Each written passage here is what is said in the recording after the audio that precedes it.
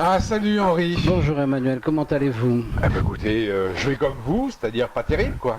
Oui, l'été a été très agréable, il a fait très chaud. Ouais. On ne s'est pas vu pendant l'été parce que Ouais. Même il un a peu fait avant, un peu d'ailleurs. trop chaud. Mais il paraît que c'est pas bien que l'été soit chaud. Enfin, Pareil. c'est bien pour nous parce qu'on en profite, mais c'est pas Oui. bien pour la Comme planète. ça, on n'a pas besoin de se chauffer. Oui, il faudrait un été Ça. pluvieux et froid pour Oui. que ce soit mieux. Certainement. On Pour s'y remplir les nappes phréatiques, c'est ça que vous voulez dire. on s'y emploie, on va vendre nos voitures, on va prendre des voitures à pédales. Bon. Bien, ceci dit, donc, aujourd'hui, je voudrais vous parler je voudrais qu'on parle de cette idée de pillage, parce que je suis tout à fait confondu par l'ambiance. Je dois reconnaître que je pensais qu'au fur et à mesure que ça irait mal, il y aurait une prise de conscience, que le peuple français dirait bon ben ça va mal, on va faire des économies, on va se remettre à travailler. C'est pas du tout ce qui se passe. C'est exactement l'inverse, c'est-à-dire que on s'engouffre dans la voie vénézuélienne qui consiste à piller, encore plus piller.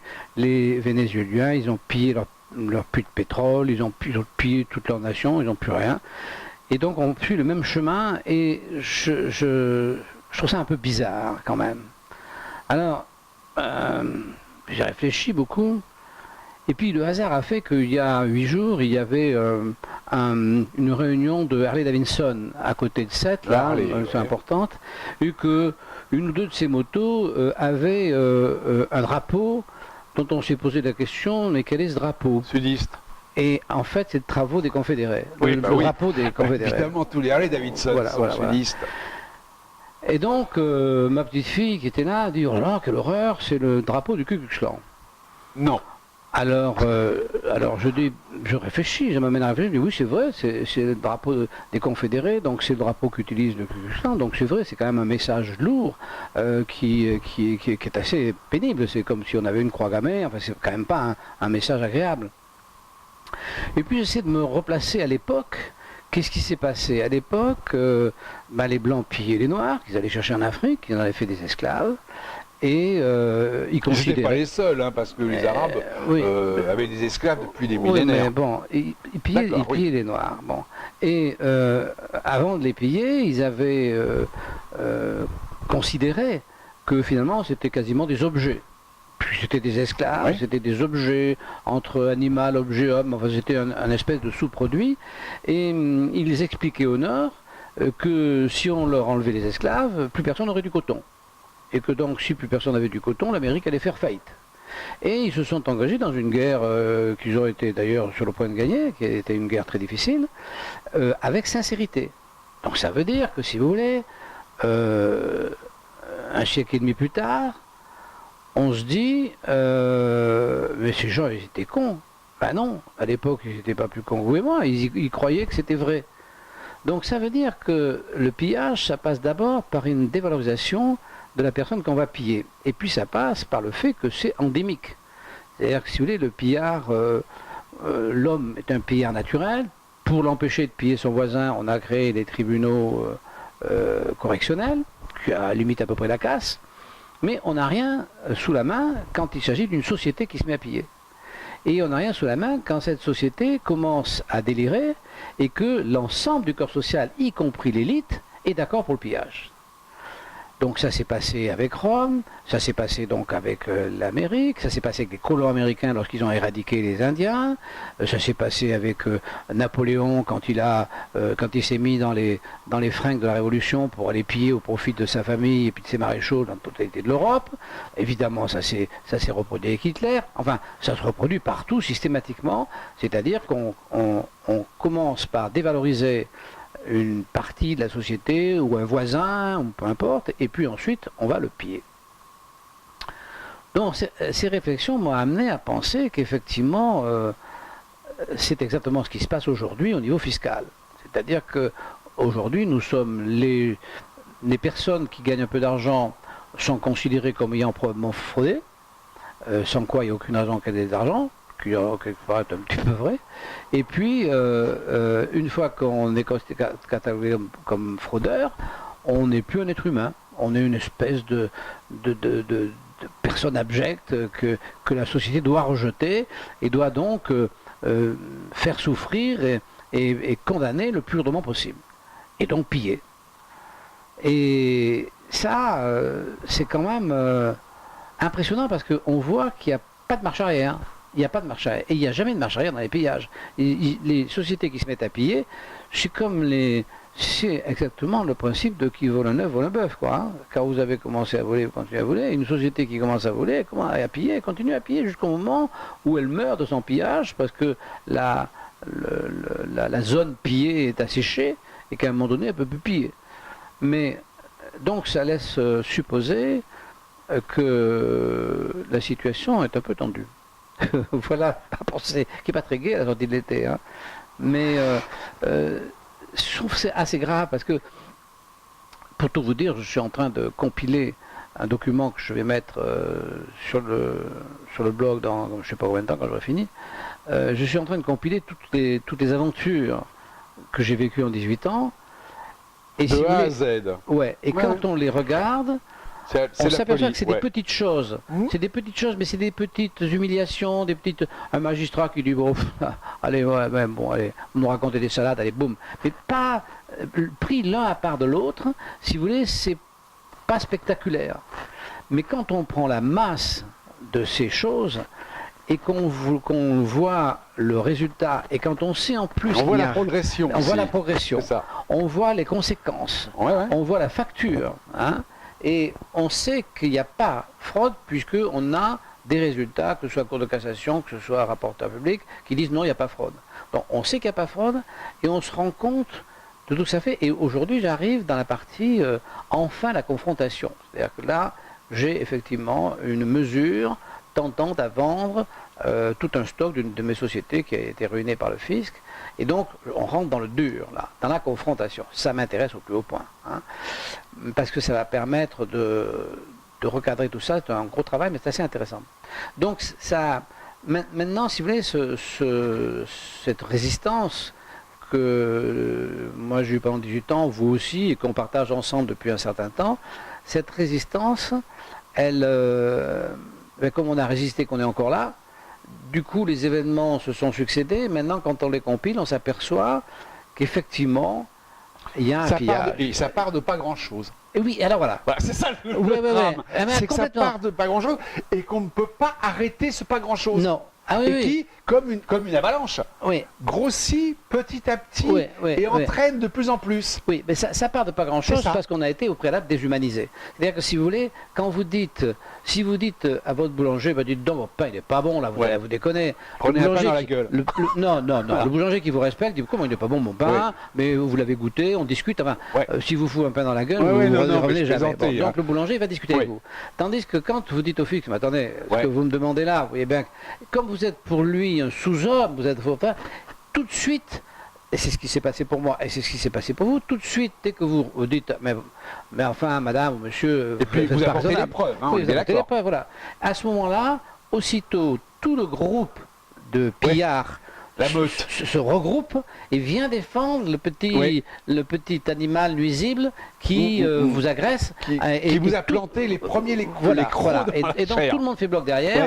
Derrière, tout suit, la justice, tout suit derrière.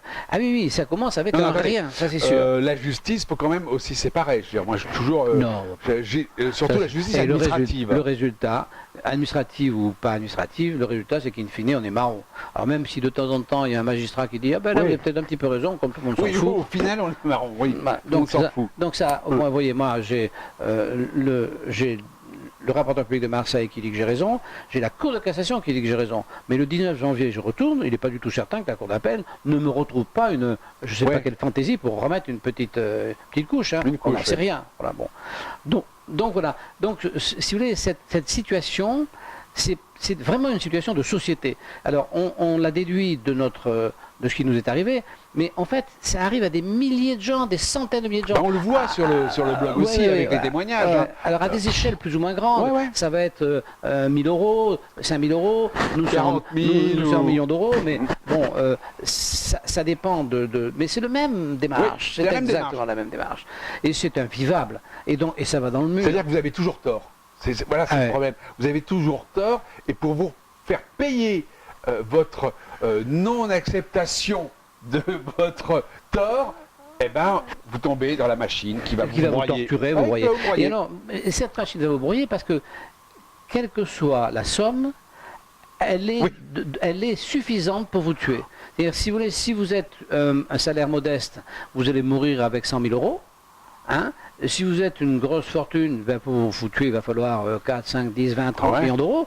Mais de toute façon, on va vous flinguer. Voilà. Parce que de toute façon, cette terreur est nécessaire au pillage. Donc, si vous voulez, ça fait partie de l'organisation du pillage, d'installer aussi la terreur. Mais c'est quelque chose d'absolument épouvantable. Et alors, si vous voulez, personne n'a la conscience, même pas ceux qui sont pillés. C'est ça à quel point, parce que moi j'ai mis 18 ans à comprendre ça. Peut-être que je ne suis pas très intelligent, ça c'est possible. Mais si vous voulez, au début, j'ai commencé par penser comme on voulait personnellement. Ouais. J'ai pas compris, si vous voulez, que c'était pas. La plupart des gens s'arrêtent là d'ailleurs. Ils disent tiens, je dois avoir un ennemi quelque part, le voisin, ma femme qui m'a balancé. Et les gens, si vous voulez, en restent à ce première étape-là, celle vers laquelle on va naturellement. On commence par se dire mais qu'est-ce que je leur ai fait, mais pourquoi ils s'en prennent à moi? Mais c'est pas du tout ça. Et pour comprendre que c'est pas à nous qu'ils s'en prennent, qu'ils sont fous, que ce sont des pillards, et que pour eux, toute personne qui a 100 balles peut parfaitement être pillée. La preuve en est, on en a fait la démonstration grâce à M. Durand de Perpignan, de cette histoire de la TVA, que les gens simples, modestes, les ouvriers, au plus bas, ne se rendent pas compte qu'ils paient 80% d'impôts. 80% de ce qu'ils rapportent à la société leur est pris par l'État. Et il n'y en a pas un seul qui a l'équivalent en prestations de l'État. Il n'y en a pas un seul qui a 80% de sa vie réglée par l'État. Alors ils ont peut-être 10-15% de leur vie réglée par l'État, quelques petits avantages, mais on leur a pris 80% de leur énergie. 80%. Attendez, ça aussi c'est un pillage. C'est un pillage qui n'est pas le même. C'est pas le même pillage. C'est pas le même pillage, mais c'est un pillage. C'est un pillage quotidien. C'est le pillage d'un esclave. Un esclave qui travaille pour l'État. Absolument. Voilà. C'est-à-dire que l'État est un État pilleur avec la caution de la population qui pense que ce pillage qui va en profiter. C'est vraiment le problème de Napoléon. Napoléon qui a tué il a fait moins fort qu'Hitler, mais enfin il n'avait pas les moyens, mais il a tué des centaines de milliers de gens. Et il avait toute la population derrière lui parce qu'il faisait croire qu'il était le représentant de la Révolution. Et qu'il était une organisation maîtrisée de la pureté révolutionnaire. C'est un escroc. Il a engraissé sa famille à n'en plus finir, ses maréchaux n'en plus finir. Oui, non, tous les industriels, enfin, il y a beaucoup derrière. Un escroc. Bon, donc, pillard. Donc, si vous voulez, les gens ont cru, ils ont été se faire tuer comme des ânes, ils ont cru, alors ils seraient morts quand même aujourd'hui, hein, il n'y aurait pas de survivants, mais bon, ça fait rien. Donc, ils ont cru et... Voilà ce dont je... De toute façon, le pillage est organisé depuis très longtemps et en France, il a l'acquiescement de quasiment la population entière. Alors, je ne sais pas si c'est si vieux que ça, parce que, si vous voulez... depuis Pompidou. Après Pompidou. Voilà, c'est ça, c'est depuis Pompidou. Après Pompidou. Avec Giscard d'Estaing, ça a commencé, parce que les énarques sont arrivés complètement au pouvoir après Pompidou. Et le premier qui n'avait pas de considération pour les Français, qui prétendait en avoir pour la France, mais qui n'en avait pas pour les Français, c'était De Gaulle. Il n'en avait pas, ça pouvait se comprendre, parce que comme il a été parmi les premiers à résister, il a été quand même très isolé pendant très longtemps, et il a parfaitement assisté au spectacle des retournements de veste, puisqu'il avait toutes les informations, il a su exactement comment c'est passé, donc il s'est aperçu que la population, pas spécialement française, mais la population humaine en règle générale, c'est pas quelque chose de très ragoûtant. Non. Donc du coup, il a fait un projet de société sur une abstraction, la France. Et donc, il a parlé de la grandeur de la France, pour pas parler de la médiocrité des Français, enfin, de la médiocrité des hommes en règle générale. Parce qu'il a bien dit que les Français étaient des veaux. Oui, non, mais voilà, la médiocrité des hommes en règle générale, pas spécifiquement les Français. Donc, effectivement, c'est très compliqué. La vie en société est compliquée, et nous-mêmes, comme moi je dis la majorité des hommes, je m'inclus à l'intérieur. Moi-même, il ne se passe pas une journée sans que je me dise, oh ben là j'ai été médiocre. On est tous médiocres facilement, mais bien sûr, c'est pour ça que c'est très dangereux. C'est vraiment très dangereux. Bon, mais écoutez, vous aviez un beau livre là à nous montrer. Oui, mais c'est quoi pas grave, ça? on verra la prochaine C'est pas fois. grave. Non, attends, Ça c'est n'a quoi? pas beaucoup d'intérêt, c'est un polar. Hein. Ah ben voilà, mais c'est Voilà, bien les moi, polars. vous savez que j'adore les polars. Ouais. Donc là, je viens de la découvrir. C'est je crois que c'est une Suédoise. Ah oui, mais c'est elle qui est dans Le mari est flic, c'est ça? Non. Ah non, c'est pas elle. Et donc non, c'est Camilla Lackberg. Mais dans le roman, elle épouse pas. Non, flic, pas du tout. Elle raconte une histoire, elle se met pas en scène, et c'est assez intéressant. Ah Voilà, mais non, mais c'est bien, c'est découvert. une Suédoise. Ouais. Oui, enfin c'est comme Millennium, c'est un Suédois aussi. Non, ces Suédois, ils font des bons polars. Ouais. C'est-à-dire qu'ils ont des nuits, il y ils en a ont des plein. nuits de 6 mois quand Oui, même. les Finlandais, tout Ils ont le ça. temps d'écrire. Il y a une tendance des nordistes qui est vraiment très très intéressante. Quand il fait nuit 6 mois, Ouais, vous comprenez, quand vous habitez à Dakar, Bien vous n'avez pas besoin d'écrire. Hein. Non. Vous êtes au soleil, bon, Ouais, bien voilà, sûr. c'est important. Vous n'avez pas de stylo. Bon, bien, eh bien écoutez, nous vous souhaitons une bonne rentrée, que vos enfants soient sages à l'école, qu'ils aient plein de bonnes notes et vous apportent énormément de satisfaction.